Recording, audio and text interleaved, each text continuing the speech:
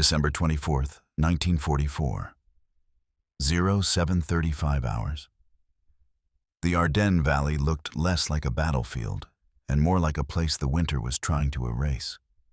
Fog pressed against the frozen earth with the weight of wet concrete. Visibility had collapsed to less than 40 yards. Shapes dissolved into white as soon as they formed.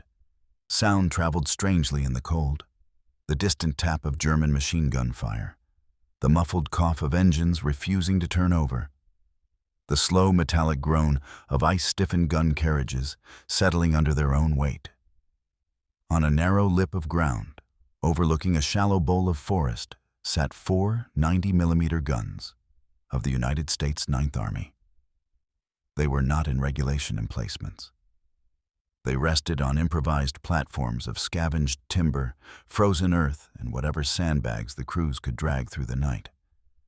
The barrels pointed toward the fog-shrouded valley floor, glistening under a thin sheen of frost. Their crews, bundled in wool and fatigue jackets stiff with cold, moved slowly, deliberately, as though any quick motion might crack their joints like brittle glass. The 90mm gun was an anti-aircraft weapon by doctrine. Its manuals emphasized flat trajectory work and high-angle fire against aircraft. Its anti-tank utility was begrudgingly admitted in footnotes. As for demolishing fortifications, the book considered the idea so unlikely that it never mentioned it at all. These guns were, by every expectation, defensive tools, meant to deter armor, swat at hostile aircraft, and anchor the line until heavier, purpose-built artillery arrived. But there were no heavy guns here, and German infantry was already moving. Down in the fog, somewhere between the frost-coated trees and the shallow bends of a frozen creek, the enemy pushed forward.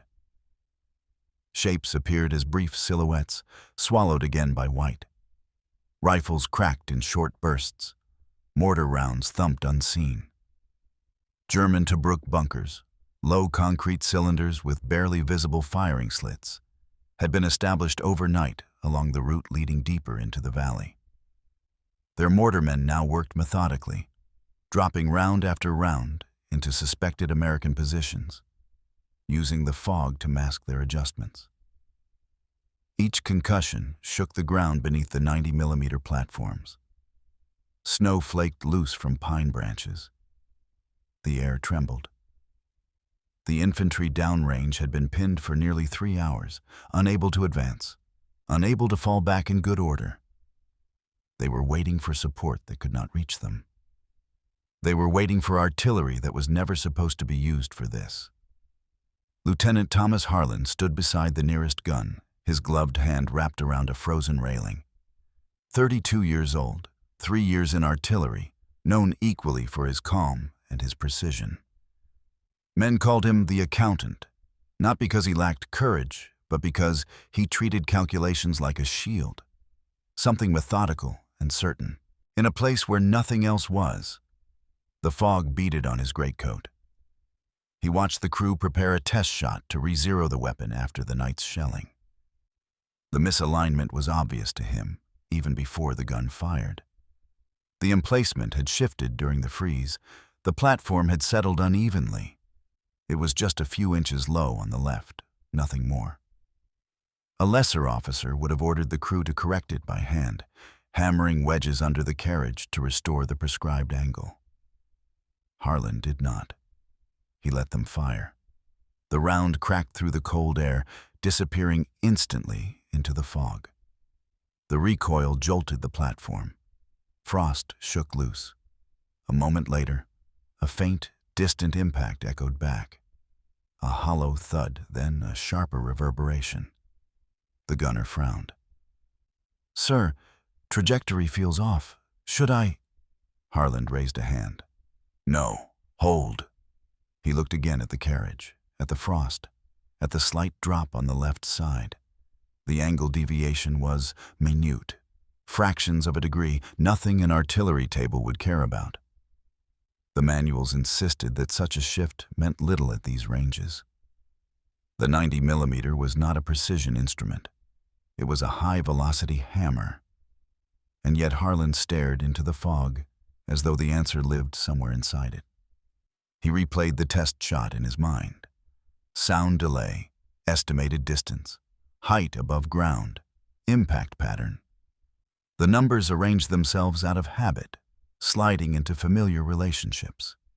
Time of flight, muzzle velocity, expected dispersion, structural resistance of reinforced concrete. The deviation should not matter. But it did. A second mortar round from the German Tobruk bunker detonated near the pinned infantry, sending up a spray of dirt and ice. Harlan flinched, not from fear, but from frustration. Those men had nowhere to go. They were waiting for someone to solve a problem no field manual could address. He exhaled once, a thin cloud of breath dissolving instantly into the fog. This shouldn't matter. But it does. He stepped toward the gun. Elevation, he said quietly. Increase by a quarter mark. The gunner hesitated. Sir, that pushes us outside the approved table. I know. That puts the round higher than any anti-tank profile. Yes. And it means we're firing, sir. That's not how this gun is meant to be used. Harlan turned toward the valley. Mortar flashes flared somewhere beyond the fog. Brief bursts of orange filtered through white. Adjust the elevation, he repeated. A quarter mark, and shift the carriage 2 inches right. Another pause. The sergeant looked at him, searching for any sign of doubt. Harlan's expression remained steady, unexcited, unshaken, just precise. The crew obeyed. Metal groaned. Ice cracked along the braces. The barrel tilted upward by the slightest margin, nearly invisible, unless one knew exactly where to look. This was the order every artillery manual forbade. Altering elevation outside doctrinal tables in active combat without verification. It contradicted procedure. It disregarded safety margins. It was, in every practical sense, improvisation, the one thing Harlan never did. He stepped back. Load! A round slid into the breech with a hollow metallic clunk. The crew braced. The fog pulsed with distant gunfire. Harlan lifted his hand. Fire! The 90mm gun spoke again, its report rolling across the valley like a physical blow. The round vanished into the white void, leaving only recoil and the echo of something Harlan suspected even before it returned. A new sound. Not the expected thud of impact. Something else. Something sharper. Something breaking. Harlan lowered his hand slowly. Whatever happened next, success, failure, or something in between, he had already crossed the line. He had written a new rule in a place where rules were supposed to be immutable, and the fog waited to reveal whether he was right. The echo of the 90mm shot had barely faded when the next German mortar round detonated beyond the fog line.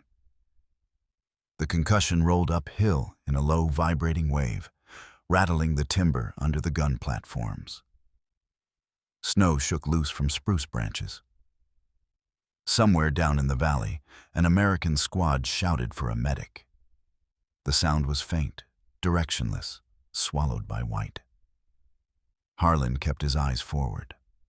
The problem had not begun that morning. It had begun weeks earlier, when the German winter counteroffensive surged through the Ardennes, and every American plan assumed the enemy would strike somewhere else. Now the Ninth Army was fighting in terrain no one had prepared for. Steep walled valleys, narrow logging trails, pockets of forest so dense that even at midday the light felt strained.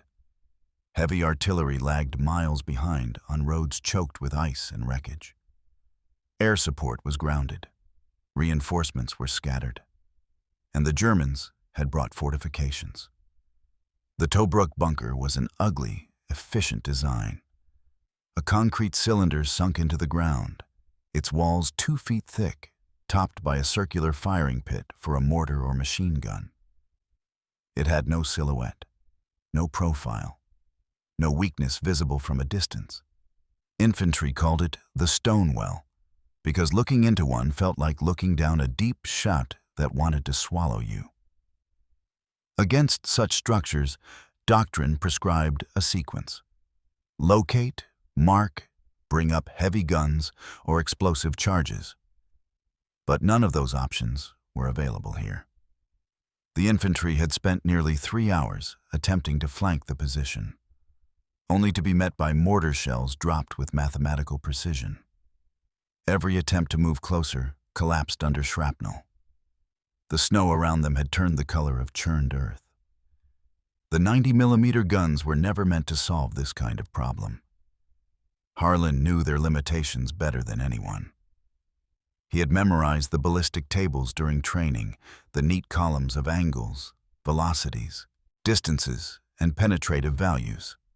The 90mm round, in official classification, was not suitable for reinforced concrete. It lacked the mass to fracture it cleanly. At best, it could chip away the outer layer. At worst, it would ricochet. But those tables assumed ideal conditions: level ground, precise angles, known targets. Ardennes fog and improvised platforms belonged nowhere in those charts. Harlan walked to the second gun, running his glove across its cold breech. The crew looked at him for guidance they were not sure he could give. They had seen officers freeze before, good men, competent men, when the situation exceeded what training covered. "Sir," one corporal said quietly, "infantry's calling up again. They're pinned in a ditch near the creek bed. If that bunker keeps dropping rounds—" "I know," Harlan said. He tapped the barrel lightly. The problem was simple when reduced to numbers: a bunker with 2-foot concrete walls positioned below fog level, with a mortar crew firing at an elevation that gave them a clear arc over friendly lines. The Americans could not see the bunker. Not clearly. At best, they saw the faint flicker of a muzzle blast. But even that flicker gave Harlan something: time, sound delay, height of mortar trajectory, intervals between shots. He replayed the information in his head as though turning pages in a ledger. Calculations always steadied him. He trusted equations the way other officers trusted instinct. But the cost of failure was not theoretical. Another mortar round detonated, another call for a medic. The Germans were not rushing. They did not need to. The bunker had control of the valley floor, and the infantry below had nowhere to go. If they attempted a retreat uphill, they would be silhouetted targets. If they tried to advance, they would be cut down before they reached cover. They were trapped by a weapon system designed exactly for this environment. A sergeant approached Harlan with a field phone. "Command wants an update, sir. They're asking if we can neutralize the position." Neutralize? As if the bunker were a stain on a uniform instead of a concrete cylinder anchored in frozen earth. "Tell them," Harlan said. "We're working it." He took the phone. Static crackled. A distant voice asked for coordinates. "We don't have visual confirmation," Harlan replied. "Fog is too dense. Then hold position until heavy guns arrive." "Estimated arrival?" Harlan asked. A pause. "Not before noon." Harlan looked at the fog, at the valley, at the flashes of German mortar fire pulsing through the white like faint lightning. Noon was too far away. Infantry down there would not last another hour at this rate. He handed the phone back to the sergeant. The doctrinal limitations were clear. 90mm guns for anti-armor and anti-air tasks. Not for concrete. Not for unseen targets. Not for angled shots on improvised platforms. Not for anything resembling the situation in front of him. But doctrine did not account for what Harlan had just observed. The minute deviation in trajectory caused by the platform's uneven settling. A shift so small he doubted any other officer would have noticed. A shift that produced an impact signature he had not expected. He replayed the sound again in his head.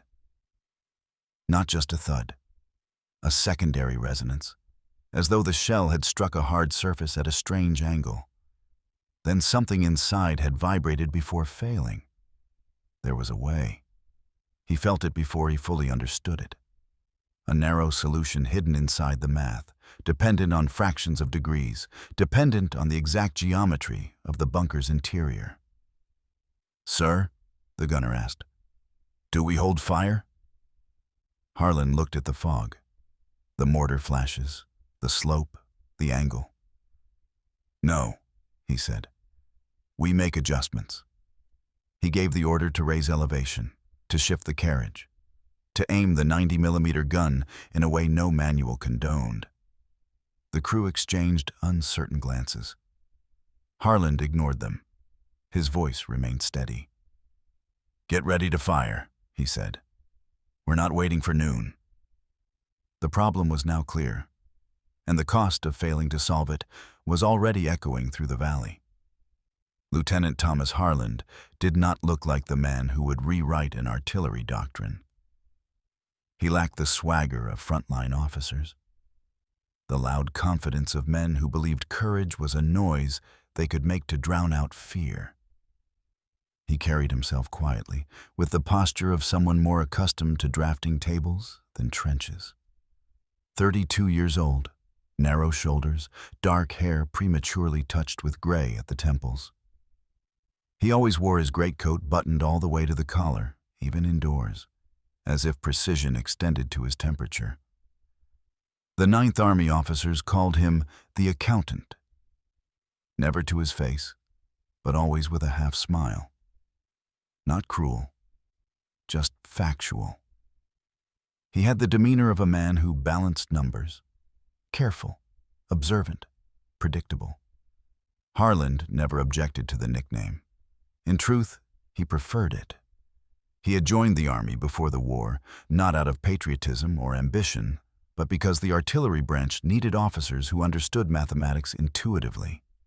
Men who could transform distance, slope, wind speed, and shell weight into action without hesitation.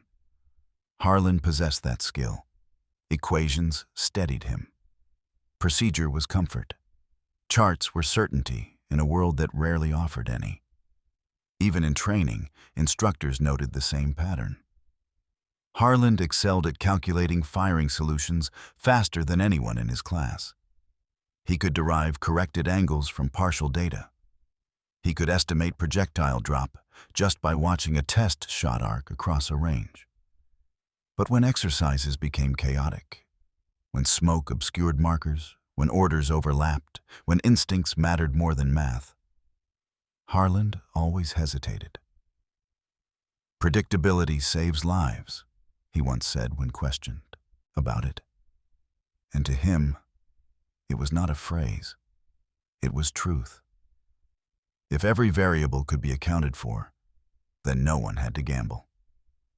Now, on this frozen morning in the Ardennes, Harlan found himself in a situation defined entirely by variables he could not control.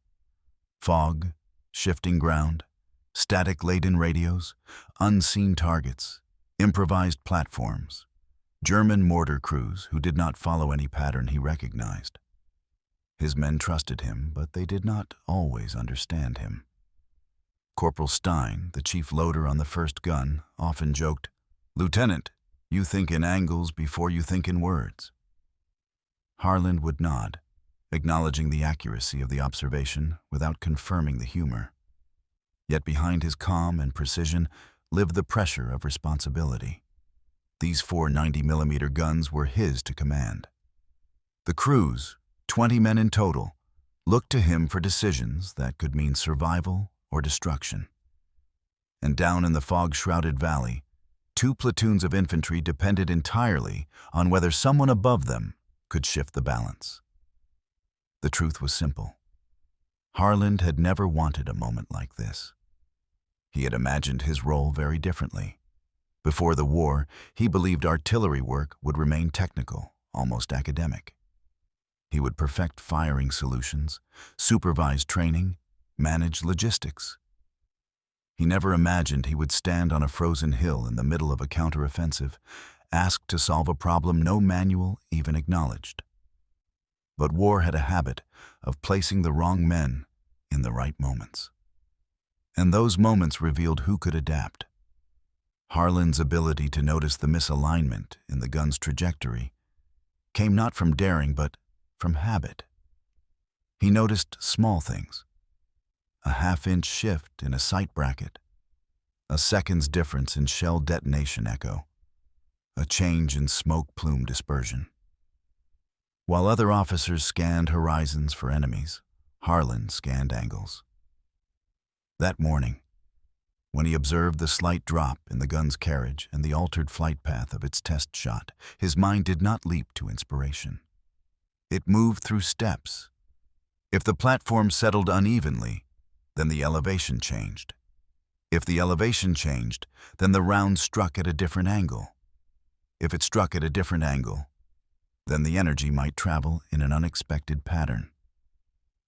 If the bunker's geometry matched his mental model, it was not instinct. It was deduction. But deduction alone did not explain what happened next. Because for the first time in his career, Harlan chose to ignore the book, chose to act before the math solidified into certainty, chose to risk being wrong in order to test if he might be right. That was the moment that separated him from the caricature of the accountant. Numbers were important, yes, but lives mattered more. He could still hear the infantry's medic shouting through the fog. He could hear the distant rattle of a German MG-42. He could hear the whistling descent of another mortar round landing, far too close to friendly lines. Waiting for heavy artillery was not an option. Falling back was not an option. Doing nothing was not an option. The misaligned gun had shown him what the 90mm could do under abnormal conditions. A tiny deviation had opened a door. And Harlan, for once, stepped through without waiting for permission. A sergeant from the third gun walked up beside him, stamping frost from his boots. "Lieutenant," he said, "you think this will work?" Harlan studied the fog, the flashes, the angle of the slope. "It has to," he said simply. It was not confidence. It was necessity. Behind him, the crews prepared their rounds, watching their commander in quiet uncertainty. They had followed him for months, trusted his calculations, relied on his calm. But they had never seen him break doctrine, never seen him adjust a 90mm gun for a role it was never built for. If he failed, the guns would be exposed when the Germans advanced up the valley. If he succeeded, they might buy the infantry enough time to survive.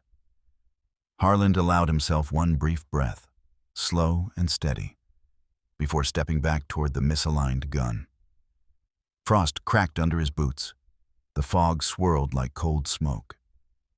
This was his moment. Unexpected, unwanted, unmistakable. He looked at his gun crews. "Stand by," he said. For the first time, Thomas Harlan was about to improvise.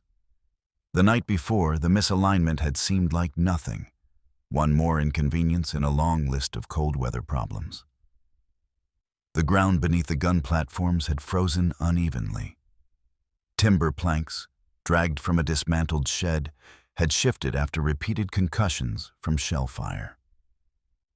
The crews had worked in darkness, lit only by dim hooded lamps, shivering as they hammered wedges under the carriages. It was the kind of routine adjustment every artillery unit expected in winter. But somewhere in that process, a coordinate was misread. A measurement was taken at the wrong angle. The platform settled just an inch or two lower on one side. A trivial deviation. A margin no one in their right mind would call meaningful. Except Thomas Harlan. Now, in the fog-thick morning of December 24th, 1944, he kept replaying the earlier test shot in his mind. Not the first impact. He barely heard that one through the fog. But the sound after the impact. A secondary vibration that seemed to echo from inside something hollow. A bunker, perhaps? A surface angled precisely wrong for a normal 90mm strike. Harland walked back to the misaligned platform and crouched beside it. Frost crackled under his knees. He brushed ice away from the carriage wheel and studied the slight tilt. Barely visible. Barely important. Barely anything. Yet his mind continued assembling the geometry. If the shot had entered the fog at an elevation a fraction higher than standard tables predicted, if the slope of the valley funneled the round downward at a predictable arc, if the bunker's external wall had the typical 2-foot thickness and internal cavity height, then the energy rebound could behave differently than doctrine assumed. The interior wall of a Tobruk bunker was not flat. It tapered slightly, creating a funnel-like chamber for mortar crews. In textbooks, this design minimized blast pressure. But if a round struck just above the firing slit, just high enough to avoid glancing off, its force might reflect downward and inward. A 90mm gun could not normally breach reinforced concrete. But Harland was no longer thinking of brute penetration. He was thinking of shock propagation. He tapped his gloved finger against the carriage wheel. 1 inch of settlings. 1 inch that changed the entire equation. Sergeant Wilkes approached cautiously. "Sir? Should we correct the platform?" "No," Harlan murmured. Wilkes blinked. "No, Lieutenant, that angle's off." "I know." Wilkes waited for an explanation. Harlan did not give one. He was still assembling the pieces. During artillery school, an instructor once said, "A gun is a vector, a problem in motion. Treat it like a trajectory, not a guess." Harland had lived by that idea, but now he was stepping beyond vectors, beyond doctrine. He was imagining how concrete reacted to shock waves, how internal geometry could amplify a small explosion into a catastrophic failure. He studied the fog again. German mortar flashes flickered in muted pulses. The bunker was firing at a steady rhythm, every 24 to 27 seconds. That was enough. Harlan listened carefully, counting the intervals under his breath. 24, 26, 27. Consistent. Predictable. The mortar crew operated with German discipline, adjusting for range, adjusting for wind, unaware of what the Americans were doing above them. Harlan checked his watch, then looked at the gun's breech. The loaders stood ready, holding a shell almost reverently, as though aware something unusual was about to happen. The lieutenant spoke quietly. "Raise elevation by 1/4 mark. Rotate carriage right by 2 inches. The gunner hesitated. "Sir, that is completely outside." "I know where it is," Harlan said firmly, but without anger. "Do it." The men obeyed, though they exchanged glances. The 90mm groaned as its barrel lifted slightly. The platform shifted under the adjustment, creaking like an old ship. Frost cracked along the beams. Harlan ran the math again. 1/4 mark on elevation, 2 inches right. Barrel length, muzzle velocity, shell rotation rate, valley declination angle, estimated height of the bunker's lip, internal bounce angle. The solution should not exist. But it did. The sergeant finally asked, "Lieutenant, what's the idea?" Harlan gave the simplest possible answer. "We are not aiming at the bunker, Sergeant. We are aiming into it."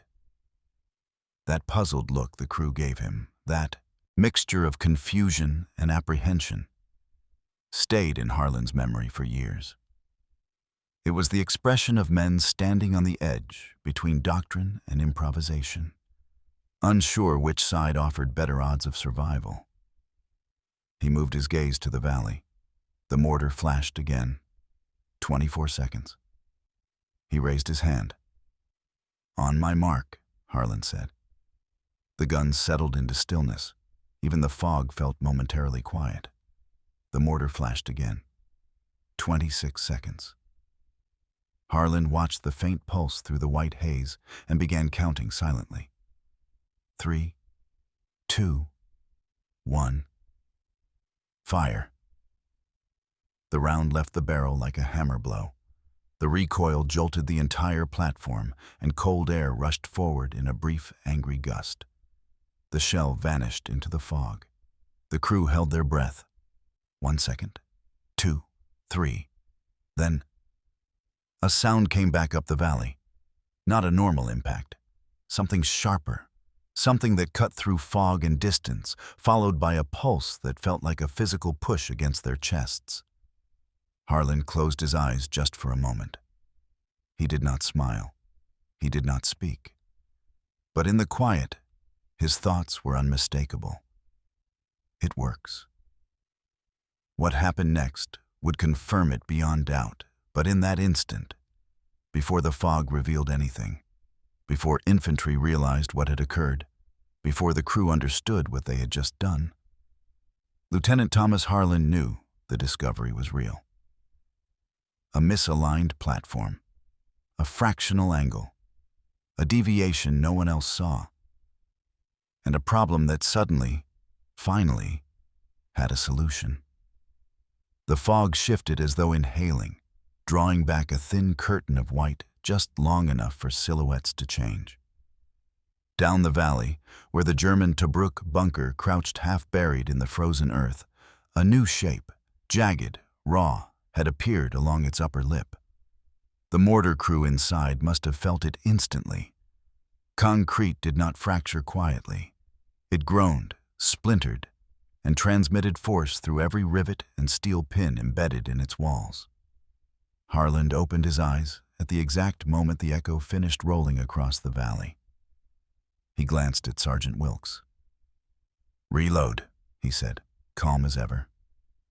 The loader swung the next 90mm round into place.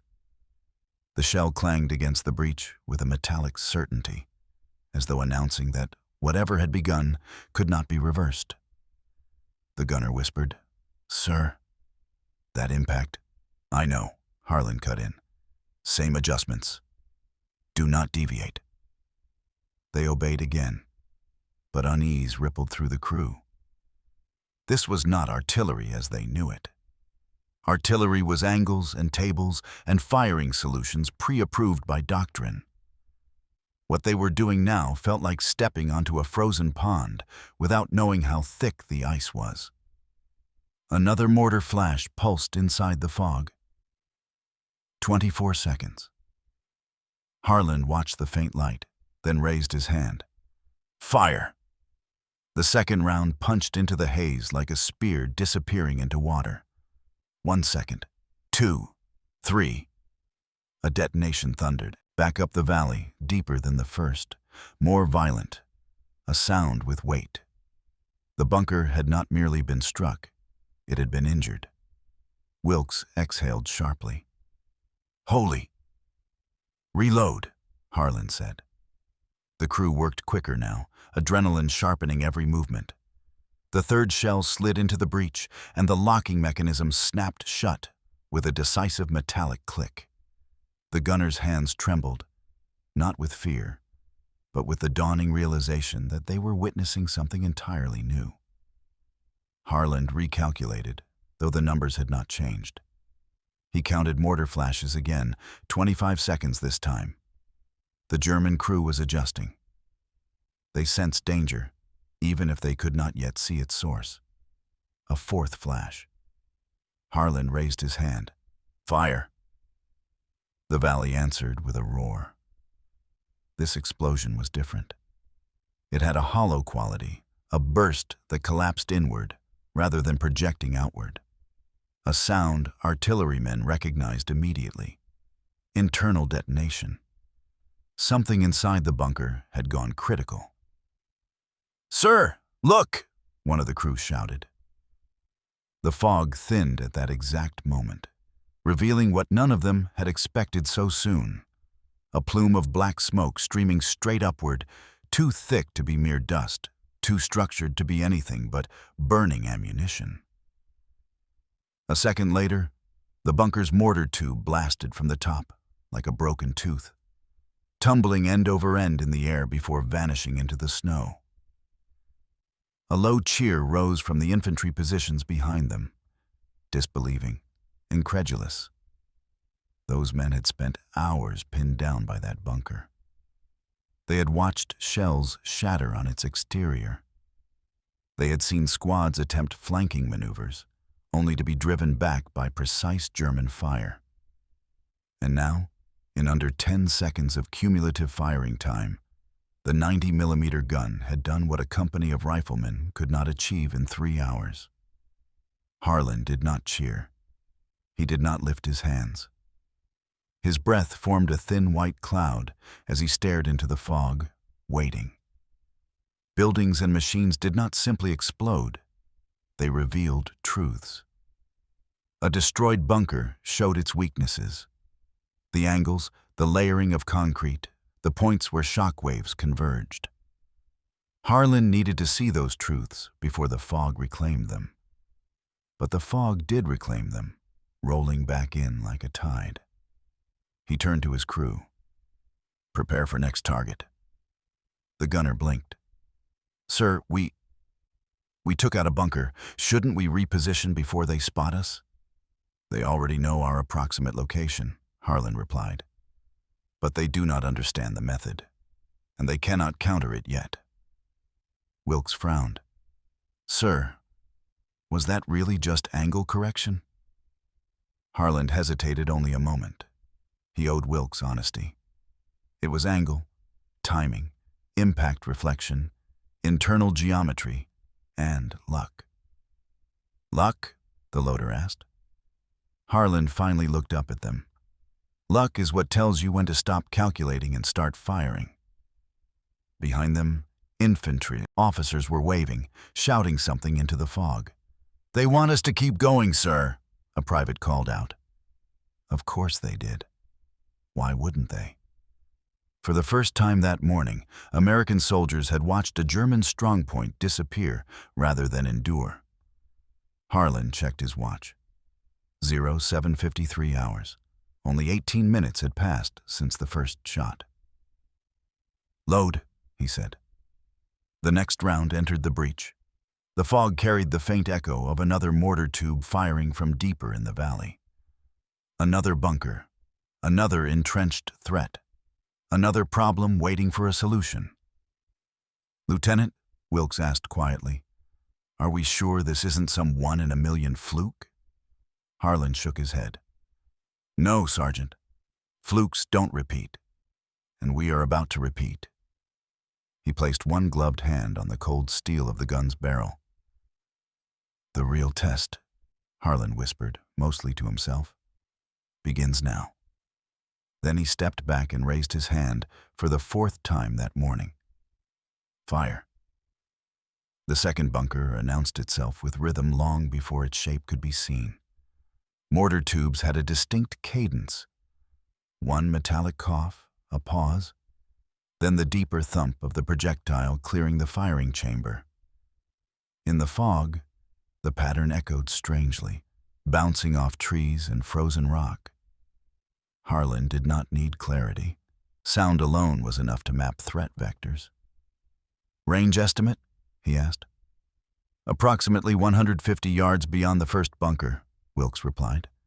"Elevation unknown due to fog thickness." Unknown was acceptable. Patterns were not.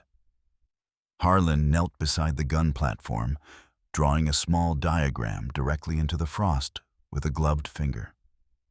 A circle for the bunker, a straight line representing expected shell trajectory, and a shaded mark where concrete stress would likely peak.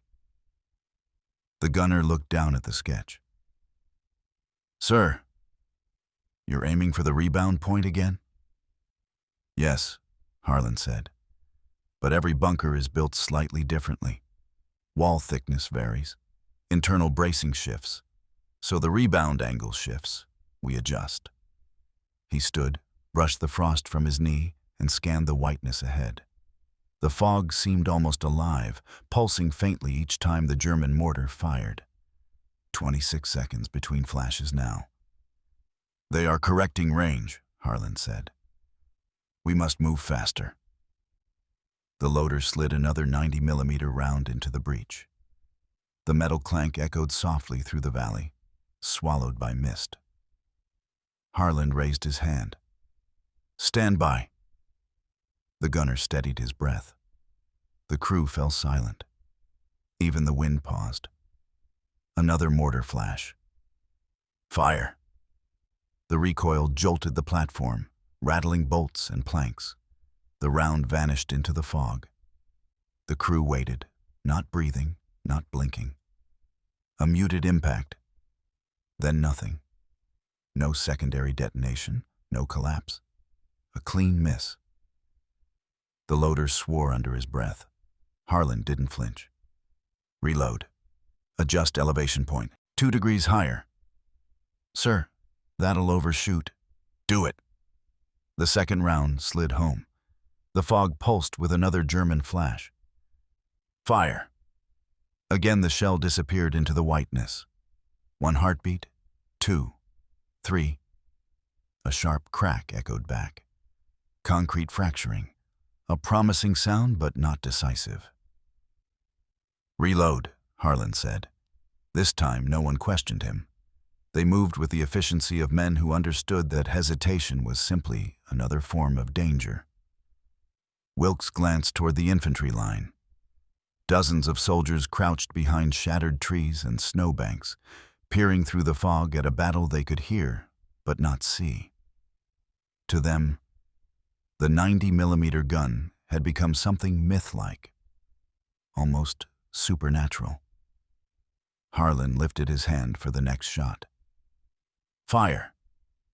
The valley answered with a double echo, one external, one internal, but still no detonation. The gunner looked uneasy. Sir, 3 rounds and no breach. Maybe this bunker's stronger.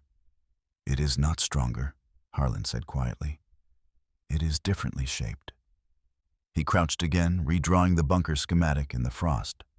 He added internal reinforcement lines, guessed angles based on German construction principles, then marked a new impact zone. Increase elevation point 1 degree. Shift azimuth 2 degrees left. 2 degrees? That's barely... Yes, Harlan replied. Barely is enough.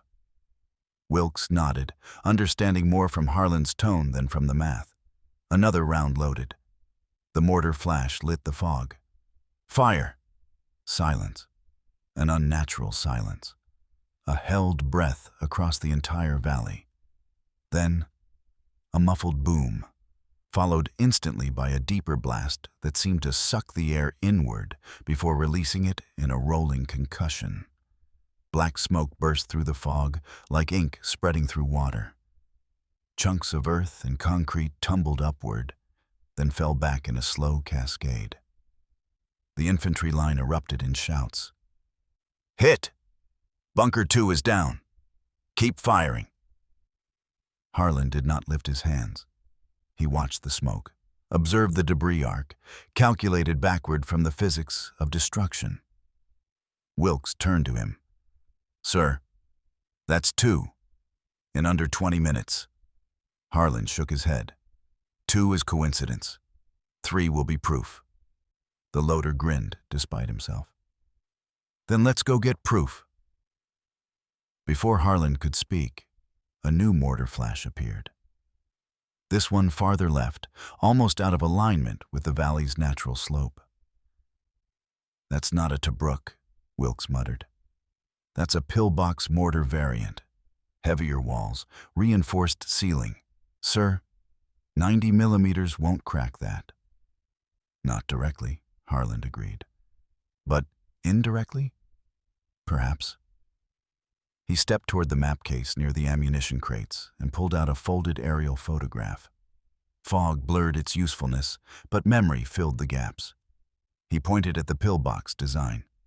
They reinforce the roof with layered concrete, but the ventilation shaft here, he tapped the tiny square, is structurally vulnerable. A shell impacting near that shaft forces pressure downward instead of outward. The gunner blinked. Sir, you want to aim at the ventilation box?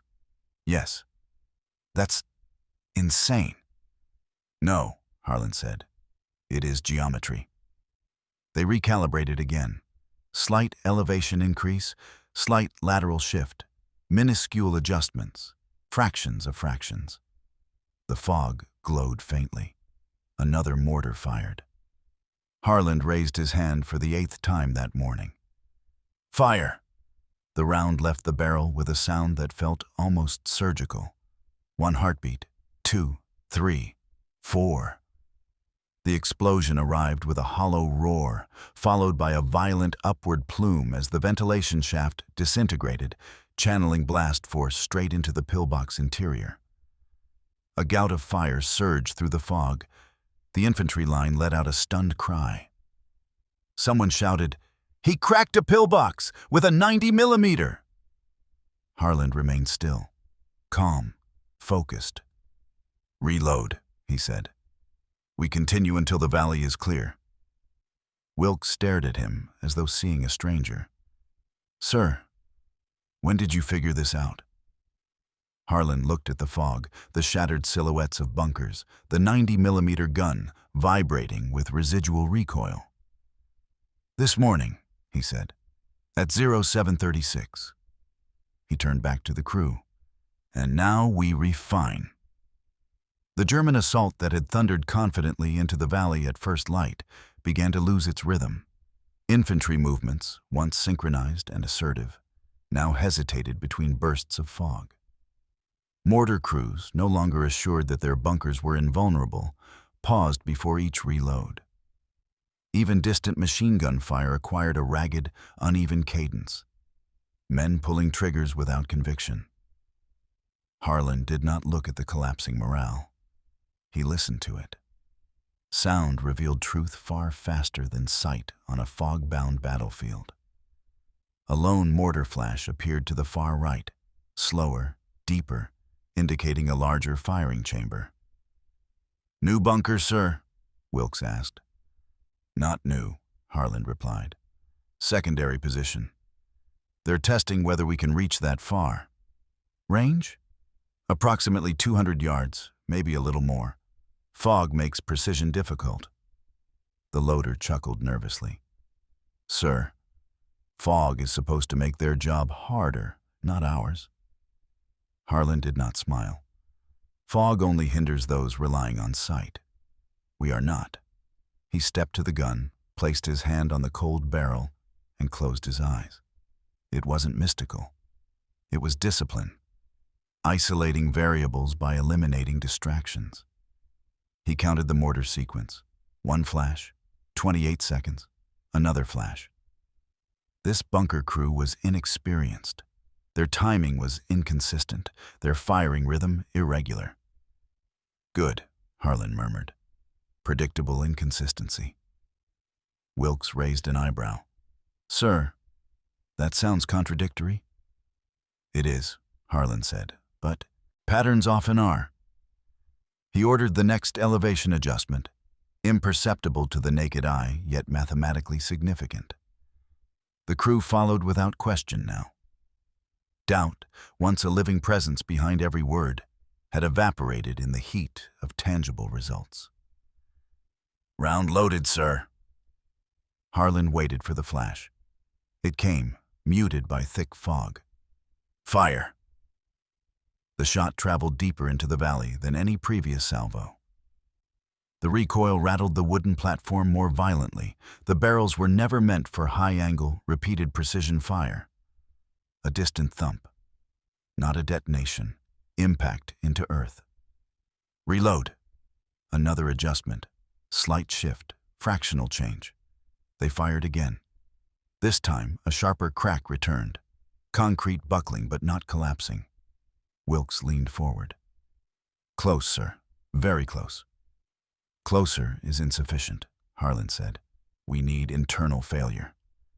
He recalculated quickly in the frost with the back of a glove, but before he could finish, a runner from the infantry line stumbled into view, panting hard. Lieutenant Harland. Colonel Ames requests. Harlan did not look up. Stand by. But sir, the colonel says, stand by. The runner froze, startled by the tone. A level, unwavering firmness rarely heard from Harlan. He finished his calculation, then finally addressed the young soldier. What is the colonel's request? He wants to know how your platoon neutralized the bunkers. He says divisional command wants a written explanation immediately. Harlan blinked slowly. During combat? Yes, sir. He says this technique must be documented before you continue. Wilkes snorted. Sir, with respect, that's not our concern, Harlan interrupted. Our concern is the next bunker.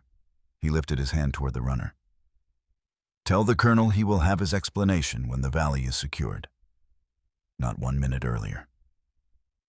The runner hesitated, then nodded and sprinted back toward the infantry line. Harlan faced the fog again. Load, he said. The next round entered the breach with a solid metallic click. The crew braced. A mortar flash lit the fog. Harlan's hand dropped. Fire. 1 second. 2, 3. A hollow roar erupted, half explosion, half implosion. When the sound dissipated, the fog revealed a dark column rising where the bunker had been. Wilkes exhaled. That's 4 positions down, sir. Harlan did not respond. He scanned the valley, waiting for the pattern to shift, waiting for the enemy to adapt. They always adapted. Eventually. And there it was. A faint mechanical grinding noise filtered through the fog. Not mortar, not infantry. Something heavier. Engine pistons laboring in cold air, tracks moving slowly. Wilkes stiffened. Sir, that's armor. Yes, Harlan nodded.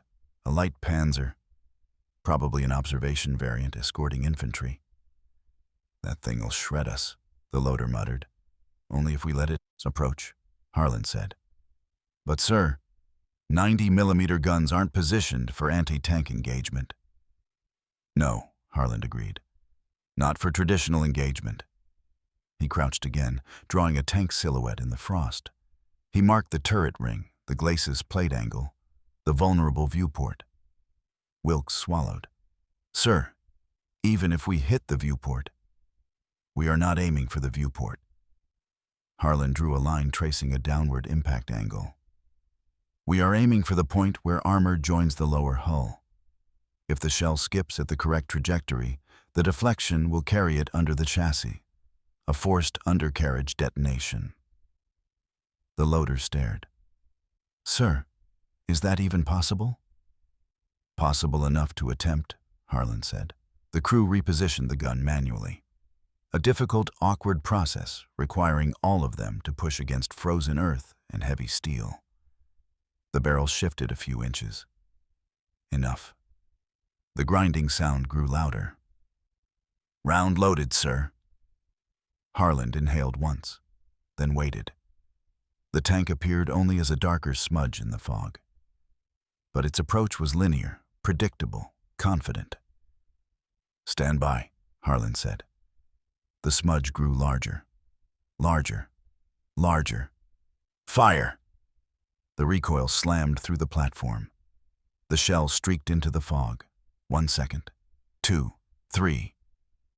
A metallic shriek split the valley.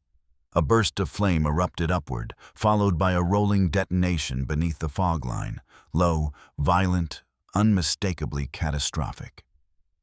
Wilkes stared, mouth open. Sir, you detonated it underneath. Harlan allowed one breath of acknowledgement.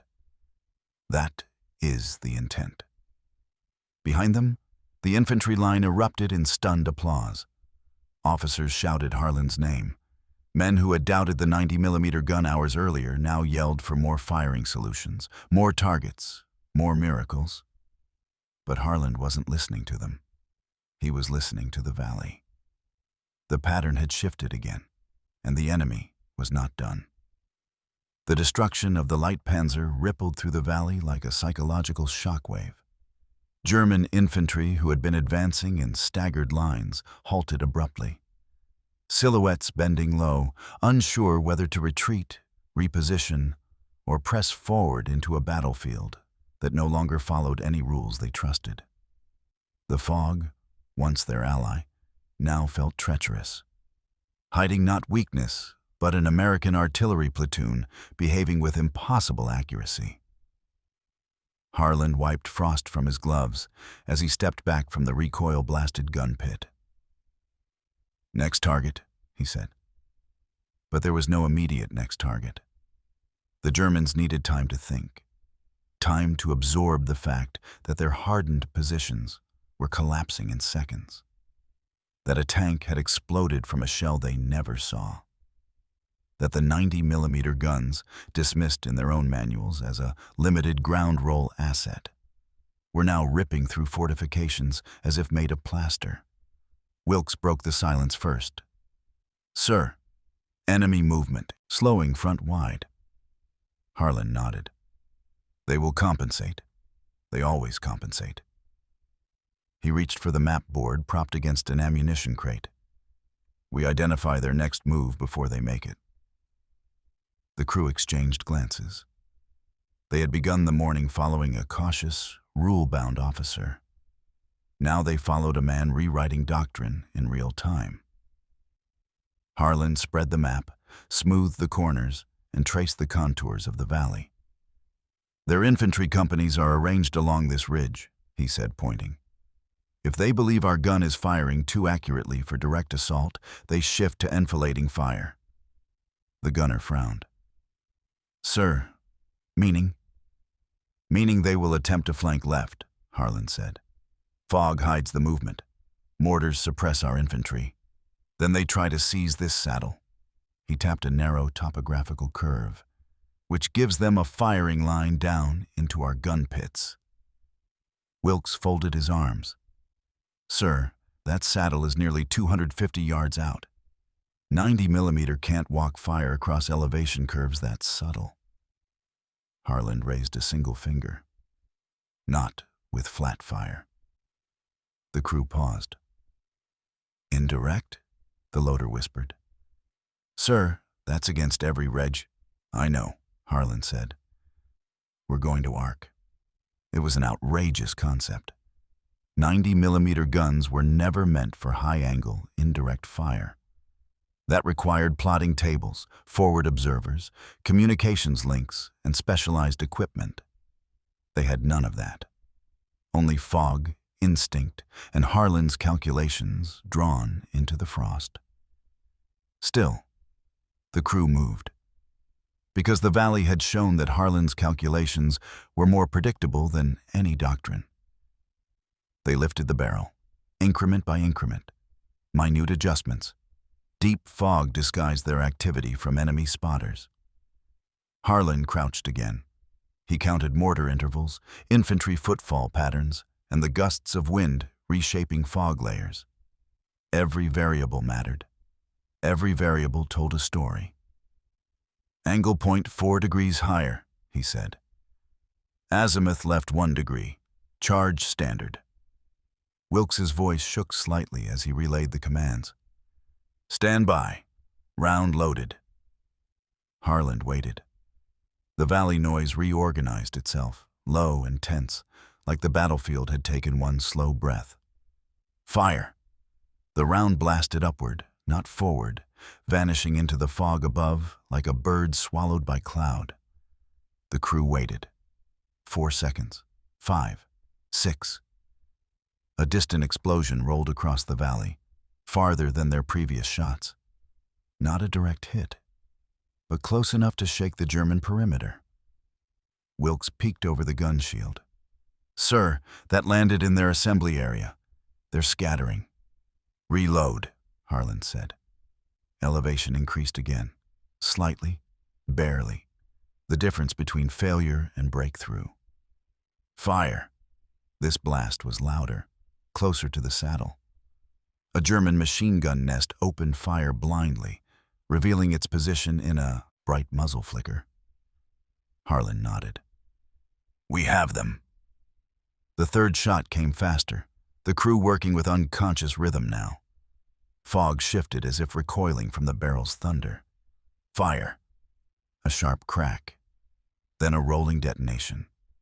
That sound meant timber reinforcement failure, something collapsing. The infantry line behind them erupted in cheers. But Harlan remained still. Reload. Wilkes hesitated. Sir, counter-fire risk is increasing. Should we reposition? No, Harlan said. We stay until they withdraw or adapt. Whichever comes first. Fog billowed, then parted enough to reveal German movement on the ridge. Retreat, not assault. Mortar teams dragging tubes, riflemen signaling with frantic hand gestures, officers trying to shout orders that evaporated into the mist. The valley was breaking them. Wilkes exhaled in disbelief. Sir, they're pulling back. No, Harlan said softly. They're resetting. Germans do not break on first contact. Watch the tree line. The gunner squinted. Shapes moved, slow, heavy. Too deliberate for infantry, too broad for tanks. Too tall. Sir, are those Nebelwerfers? Harlan's jaw tightened. The Germans were bringing up rocket artillery, multiple barrel launchers capable of saturating the valley with explosives. Wilkes swore. Sir, if they fire into this fog— They will, Sergeant, Harlan said. But they will not have time to adjust fire. He drew one last diagram in the frost. 2 arcs, converging on a grid square near the ridge. Nebelwerfers require a wide firing stance, he explained. Their crews must angle outward before ignition. That exposes their flank. The gunner blinked. Sir, you want us to hit the side of a rocket launcher through fog? Yes, Harlan said, because the side houses the ignition manifold. A single breach will detonate all tubes at once. They recalibrated. The loader whispered, Round ready. Harlan raised his hand, and for the 9th time that morning, he ordered a shot that no manual had ever sanctioned. Fire. The valley waited. 1 heartbeat, 2, 3, 4. A blinding flash split the fog, followed by a violent blossom of fire expanding upward in a fan-shaped plume. The explosion was enormous, larger than any bunker collapse, deeper than any tank detonation. A chain reaction, exactly as Harlan predicted. The ridge fell silent. Then, movement, rapid, disorganized, retreat, not tactical withdrawal, not repositioning, full retreat. Wilkes turned to Harlan, voice low. Sir, the valley is ours. Harlan did not smile, did not celebrate. He simply watched the fog, listened to the quiet, and knew the morning's work was not improvisation anymore. It was doctrine, whether the army knew it or not.